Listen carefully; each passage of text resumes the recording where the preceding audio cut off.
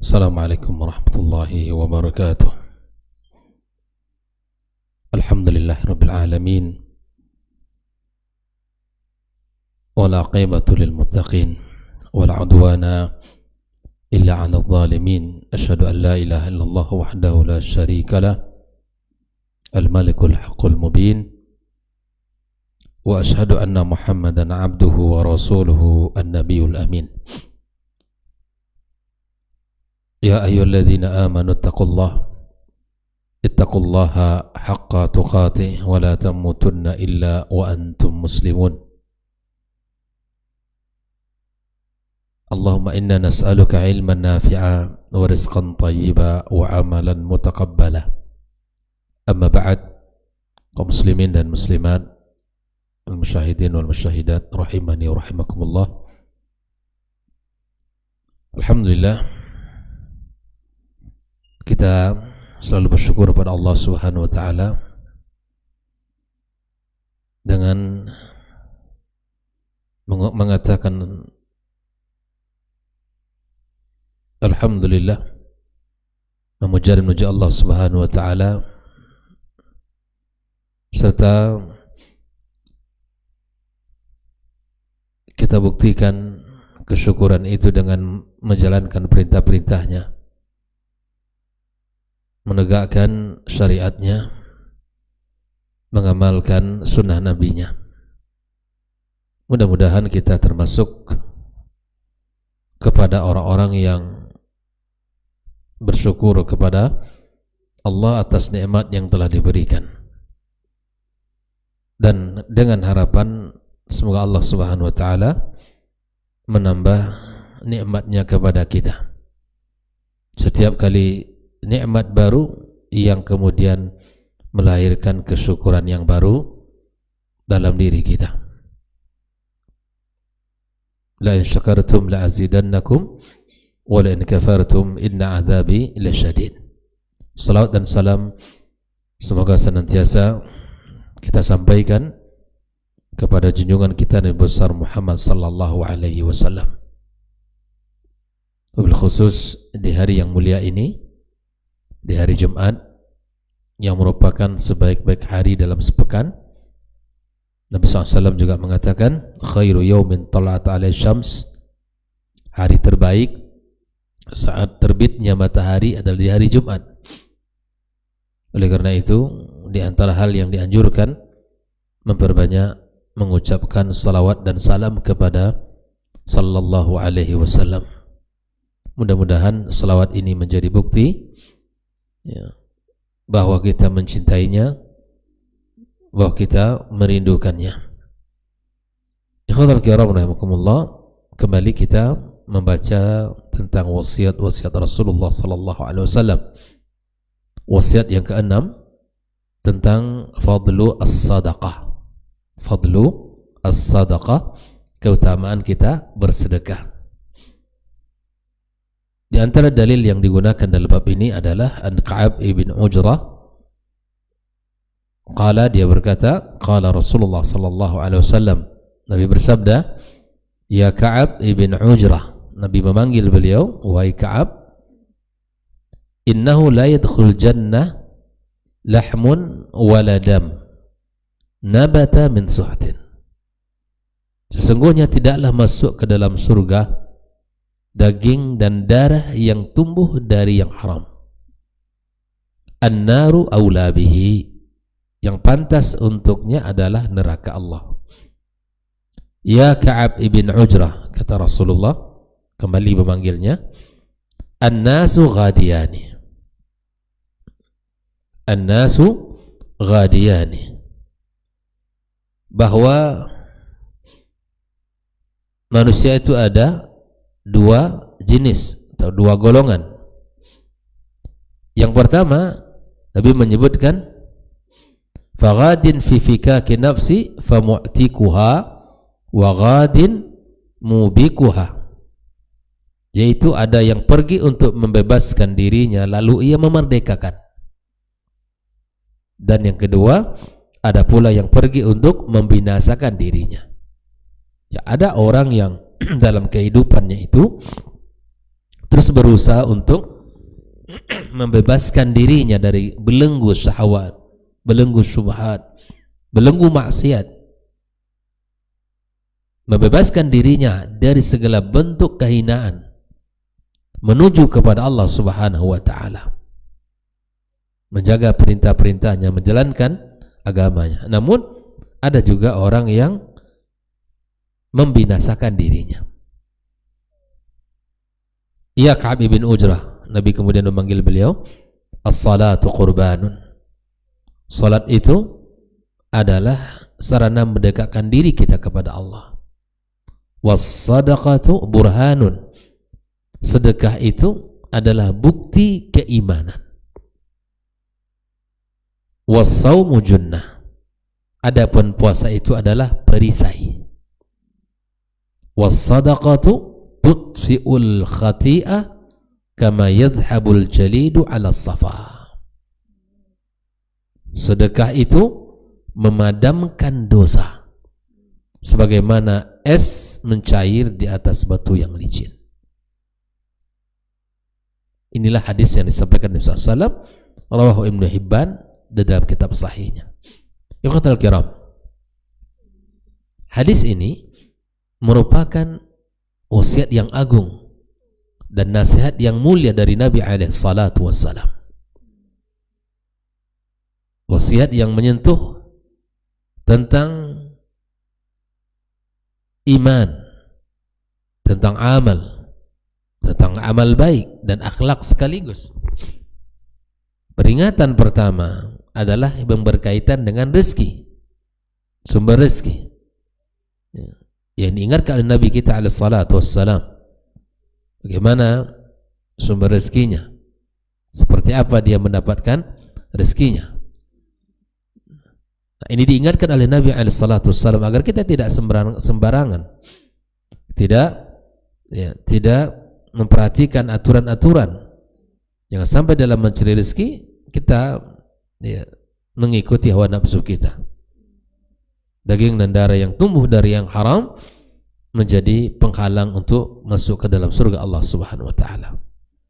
Karena harta merusak keberkahan amal dan merusak atau mengeraskan hati seorang hamba, bila mana itu adalah harta yang diharamkan. Selanjutnya Nabi SAW mengingatkan manusia dengan mengatakan an-nasu ghadiyan. Manusia ada dua golongan. Golongan yang membebaskan dirinya dengan melakukan perintah-perintah Allah dan ketaatan kepada Allah Azza wa Jalla. Yang kedua, golongan yang membinasakan dirinya dengan selalu berbuat maksiat kepada Allah Subhanahu wa ta'ala. Manakah kita di dua golongan ini? Posisi kita di mana hari ini? Karena setiap hari yang kita lewati dan setiap hari yang kita jalani, hanya dua ini saja Pak Yogi, satu di antara dua. Apakah dia membebaskan dirinya dengan melakukan ketaatan kepada Allah, menegakkan perintah-perintah Allah, menjalankan sunnah Nabi, ataukah dia membinasakan dirinya dengan bermaksiat? Waliyatubillah. Ini saja. Apakah termasuk golongan pertama atau kedua? Hari-hari kita yang kita lewati, usia kita, umur kita ini, apakah kita isi dengan sesuatu yang bermanfaat atau tidak? Sehingga para ulama mengatakan, bila mana waktu ini tidak diisi dengan kebaikan, maka yang akan mengisinya keburukan. Bila mana kita tidak mampu memanfaatkannya dalam sesuatu yang baik, yang dicintai Allah Azza wa Jalla, maka kita akan dijerumuskan oleh syaitan kepada jalan yang buruk. Nah, yakinilah bahwa kita di dalam menjalani kehidupan ini hanya dua. Ima dia membebaskan dirinya dari segala bentuk belenggu maksiat, syahwat dan syubhat, lalu kemudian dia lari kencang menuju Allah dengan ketaatan, ataukah dia menghabiskan usianya dengan membinasakan dirinya dengan selalu bermaksiat kepada Allah Subhanahu wa ta'ala. Itu artinya setiap manusia sedang berjalan menentukan nasib akhiratnya. Hal inilah yang disampaikan oleh para ulama kita. Allah menjamin rezeki kita di dunia ini. Allah menjamin rezeki kita di dunia ini. Artinya apa? Tidak ada orang yang tidak punya rezeki, karena Allah sudah menjaminnya. Tetapi tidak Allah jamin urusan kita di akhirat kita. Allah serahkan kepada kita urusan kita di akhirat. Sehingga para ulama mengatakan, andaikan urusan dunia Allah serahkan kepada kita, dan Allah jamin urusan akhirat kita. Jelas? Saya ulangi sekali lagi bahwa Allah Subhanahu wa ta'ala jamin setiap orang rezekinya di dunia, dan tidak Allah jamin keadaannya di akhirat. Artinya Allah serahkan kepada dirinya untuk mencari jalan keselamatan di akhirat. Ya laita, kata para ulama, andaikan dibalik oleh Allah.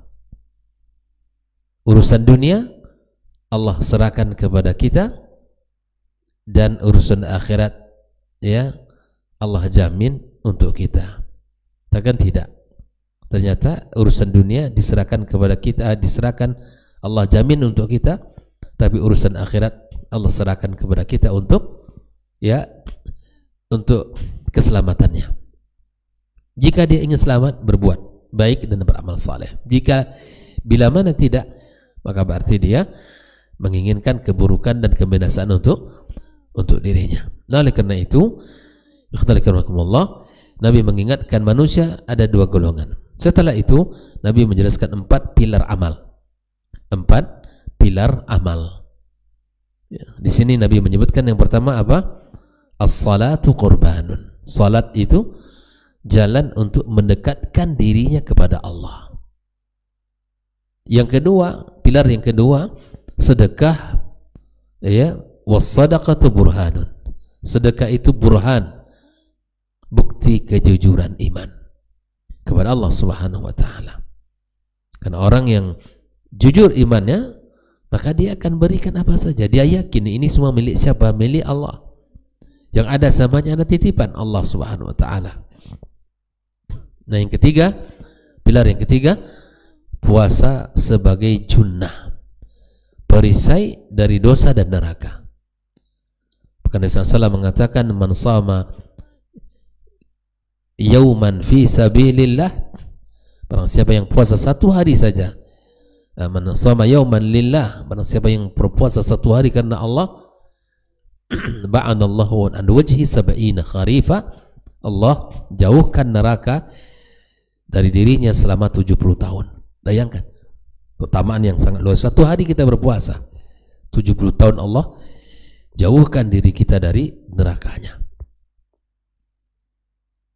Yang alhamdulillah tentunya kita berharap bersyukur pada Allah Azza wa Jal. Ya, Ramadan dalam hitungan jari, lebih kurang 40 hari ke depan kita akan kedatangan tamu agung bulan suci Ramadan. Doa kita hanya satu, Allahumma balikna Ramadan. Allah, sampaikan usia kami kepada bulan suci Ramadan, ya, bulan yang mulia dan bulan yang agung, dalam keadaan sehat walafiat, dan dalam keadaan kita diberi taufik di dalam mengisi hari-harinya dengan amal saleh.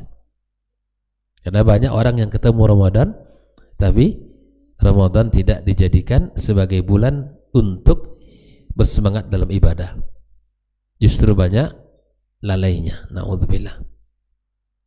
Maka kita minta sama Allah agar Allah sampaikan usia kita ke bulan suci Ramadan dalam keadaan sehat walafiat, dan diberi taufik di dalam menjalankan ya segala bentuk ibadah di dalamnya. Dan yang terakhir, Nabi SAW menyebutkan pilar yang terakhir, sedekah sebagai penghapus dosa yang melembutkan hati kita. Ada hadis yang lain yang disebutkan oleh Nabi SAW tentang bahwa sedekah itu menghapuskan dosa. Dari Mu'adz ibn Jabal qala, kuntu ma'an Nabi SAW fi safar. Mu'adz menceritakan, aku bersama Nabi dalam satu safar. Fadzakar al-haditha ila an qala fi, Lalu dia menyebutkan satu hadis sampai dia mengatakan, qala ya'ni Nabi alaihi salatu wassalam, yang dimaksud itulah Nabi, ala adulluka ala abwabil khair. Maukah kamu tunjukkan satu pintu-pintu kebaikan? Qultu bala ya Rasulullah. Mu'adz mengatakan, tentu saja iya ya Rasulullah. Qala as-sawmu junnah. Puasa adalah perisai. Was-sadaqatu tudfi'ul khati'ah kama yudfi'ul ma'un nara. Sedekah itu akan menghapuskan, memadamkan kesalahan sebagaimana sebagaimana air memadamkan api. Api yang sedang bergejolak disiramkan air, insya Allah mati. Dosa yang sedang bergelimang, maka itu bisa dipadamkan oleh sedekah. Rawah Tirmizi, hadis hasanun sahih. Hadis yang berikutnya yang senada dengan ini, Nabi sallallahu alaihi wasallam bersabda, inna sadaqah la tudfi an ahliha harul kubur. Sesungguhnya sedekah itu adalah akan memadamkan panasnya kubur, siksaan kubur. Innama istazallu al-mu'min yawmal qiyamah, innama istazillu al-mu'min yawmal qiyamah fi zilli sadaqati. Ternyata nanti di hari kiamat orang beriman itu berada dalam naungan sedekahnya. Jadi sedekah itu Pak Yogi menghasilkan naungan. Orang berteduh di bawahnya. Nah, di hari kiamat orang akan berlindung di bawah naungan sedekahnya. Kalau ingin lindungannya besar, tentu harus besar sedekahnya. Ya, besar bukan berarti ya, tidak ikhlas, mesti justru ikhlas yang harus didahulukan. Hadis yang lain dari Maimunah binti Sa'ad, dia berkata, ya Rasulullah, aftina anis sadaqah, berikan kepada kami fatwa tentang sedekah. Qala inna hijabun minan nar. Sedekah itu hijab penghalang dari neraka. Liman ihtasabaha yabtaghi biha wajh Allah azza wa jalla. Barang siapa yang ingin ihtisab kepadanya, maka wajar ya di antara permintaan orang-orang yang sudah meninggal dunia, ya kan? Orang sudah meninggal di dunia itu Pak Yogi, di antara permintaan mereka kepada Allah, yang pertama, agar bisa dikembalikan di dunia. Untuk apa? Untuk bisa bersedekah. Salah satunya agar bisa mereka bersedekah, karena ternyata sedekah itu adalah menjaga, melindungi dari neraka. Sedekah itu memadamkan dosa. Sedekah itu akan menjadi pelindung atau akan menaungi yang pelakunya di bawah naungan sedekahnya. Kemudian sedekah itu juga akan mematikan panasnya kubur, siksaan kubur. Na'udzubillah. Maka karena itu ikhwafillah, inilah beberapa wasiat Nabi sallallahu alaihi wasallam dan pesan-pesan Nabi sallallahu alaihi wasallam yang mesti kita selalu perhatikan dalam hidup kita ini. Maka di antara faedah yang bisa kita ambil, satu, harta yang halal adalah pondasi keselamatan. Ibadah tidak akan sempurna jika dibangun dengan rezeki yang haram. Yang kedua, setiap hari adalah perjalanan menuju akhirat. Setiap hari kita adalah sebuah perjalanan menuju akhirat kita. Tidak ada posisi yang aman. Orang sedang menyelamatkan dirinya atau sedang menghancurkannya. Tidak ada posisi antara keduanya. Imma dia menyelamatkan dirinya dari siksaan Allah, dari kehinaan, dari syubhat dan syahwat. Imma dia sedang menghancurkan dirinya. Nah, yang ketiga, salat akan mengangkat derajat kita di sisi Allah Subhanahu wa taala, adalah jalan terdekat untuk menuju ridhanya. Kemudian sedekah adalah bukti keimanan yang nyata, karena karena seorang hanya memberi dari satu yang ia cintai. Jadi ketika dia beriman pasti dia memberi. Kelima, puasa adalah melindungi jiwa sebagai perisai. Menjaga apa? Perisai dari apa? Menjaga lisan, menjaga hati, menjaga anggota tubuh dari segala bentuk maksiat kepada Allah Subhanahu wa taala. Yang keenam terakhir, dosa dapat dihapus dengan amal saleh. Sedangkan melembutkan hati sebagaimana es mencair di atas batu. Oleh karenanya, kalau kita ingin menjadi orang-orang yang beruntung, maka amalkanlah wasiat Nabi kita alaihi salatu wassalam, ya, dengan menjaga sumber pencarian kita. Kemudian manusia itu ada dua golongan, menghancurkan dan membinasakan.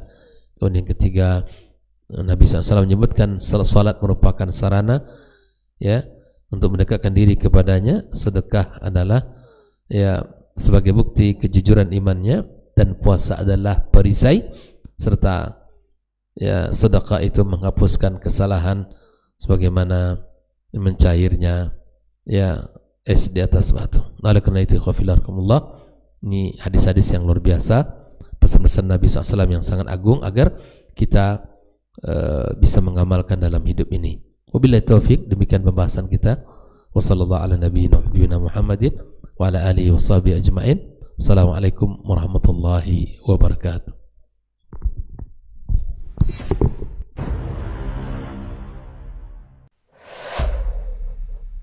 Dunia dan seisinya ini bagi Allah tak sama nilainya dengan sebelah sayap lalat. Barang siapa yang beramal untuk akhiratnya, Allah akan cukupkan baginya urusan dunia. Sayati zamanun 'alan nasi as-sabiru fihim qalqabit al-jamarah. Akan ada satu masa di akhir zaman yang berpegang teguh dengan agamanya seperti orang yang sedang memegang bara